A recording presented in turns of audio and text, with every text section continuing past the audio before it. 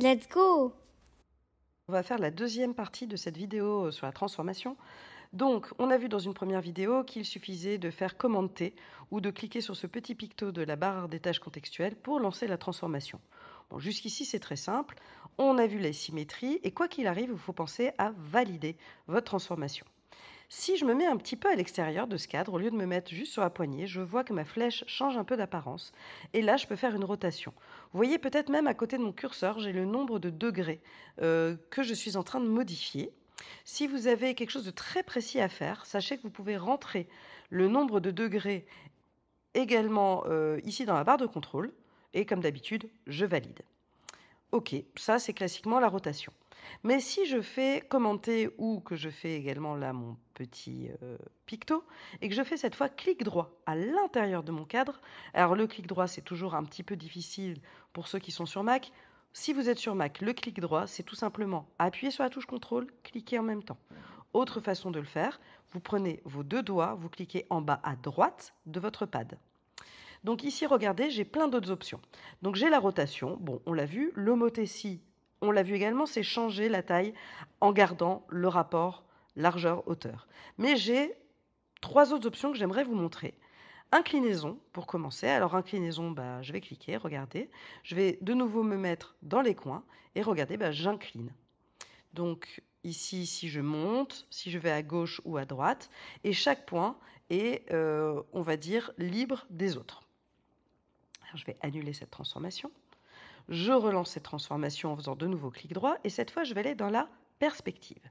Dans la perspective, je vais changer une perspective, mais regardez, là, je vais toucher à mes points en bas à droite et en haut à droite. Là, je monte et je descends. Et si je fais gauche-droite, cette fois, je vais toucher les points d'une manière horizontale. Donc ça, c'est pour la perspective. Si je refais commenter, je vais cette fois aller dans la distorsion. La distorsion peut être aussi intéressante. Elle ressemble un peu à l'inclinaison, mais vous êtes encore beaucoup plus libre de ce que vous pouvez faire. Regardez, je peux carrément aplatir mon dromadaire. Et enfin, je vais le remettre un peu droit, je voulais vous montrer la déformation. Alors déformation, vous avez un quadrillage. Alors là, j'ai un quadrillage en 4x4, mais normalement, vous avez un quadrillage par défaut qui est mis. Donc vous avez ce quadrillage et regardez, si je me mets sur l'extérieur, je vais vraiment pouvoir modifier de façon déformée finalement mon élément. Et si je me mets à l'intérieur, je vais même pouvoir aller dans quelque chose de plus précis. Et comme vous avez vu au début, on peut changer la grille.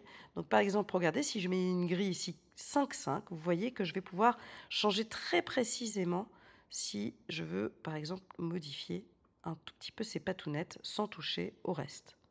Je pense toujours bien à valider ma transformation. Alors, je vais vous montrer un cas concret. Par exemple, ici, je voudrais faire le reflet de mon dromadaire. Je vais dupliquer mon calque. Donc, je vais faire commande J, qui me permet de faire un jumeau, de dupliquer. Et je vais faire commande T. Je vais faire tout de suite une symétrie verticale.